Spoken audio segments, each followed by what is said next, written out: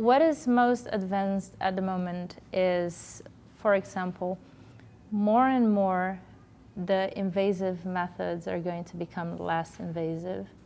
So if you have some knowledge about diabetes, sometimes people have to inject insulin, and this can be quite painful. Or also if you need to prick your finger to get blood, this can also be painful and uncomfortable for some people.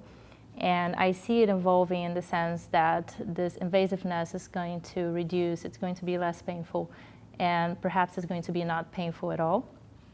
And I also see a lot of potential in the analytical part, because now that we are being able to gather all this data about patients with diabetes, you can actually derive insights from this data, and you're able to provide insights to the patient about their diseases.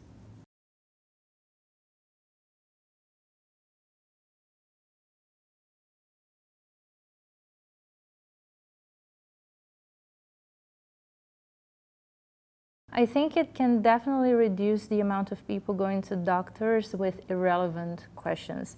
The thing is, I cannot speak for all the automation projects that there is, but in my experience, we are not exactly going to take over any jobs.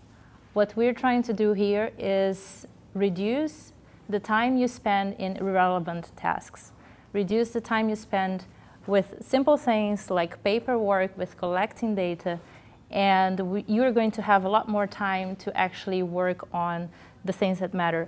And ultimately, instead of being able to see 5 patients in the morning, you're going to be able to see 15, 20 patients, because you already have all the structured data about their disease.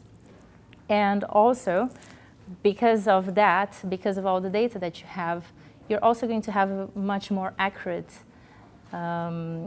diagnosis. Because, of course, if you go to a doctor, you can say, oh, it hurts here, but you don't really know when it hurts, how long it hurts, which date exactly. And if you have it all documented digitally, then you have a very precise information about your disease. So what you're trying to say is the machine will help the paramedics and the doctors rather than taking their jobs away. Exactly. The machine will help them instead of taking their jobs away.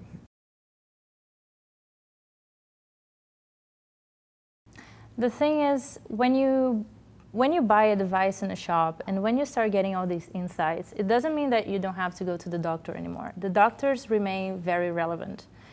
The thing that we aim to do is when you are giving a device to a patient, when you're working with digital technologies or digital therapies, is to give the opportunity for the patient to also understand what's happening in their bodies.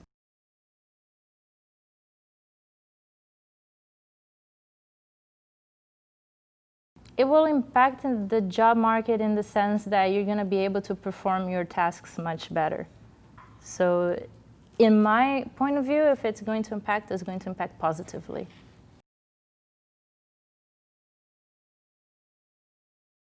So if you go to engineering school, you also learn how to calculate things by hand, even though you have calculators today. And of course, if you're a doctor, you're also going to learn about diabetes when you go to medical school. And I do think they might need to get educated about technologies because they're going to become more and more relevant. So you're going to have to learn how to use them in your advantage.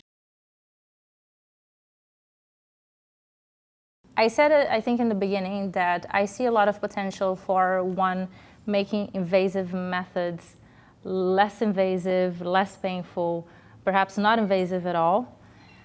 And secondly, I see a lot of potential for all the data that we're gathering with these digital devices, because once you get all this data and you're able to treat it and you have actually quality data, you are able to have several different inputs from the patient's disease, and you're able to take actionable actions on the disease. So you're really going to have a very good diagnosis.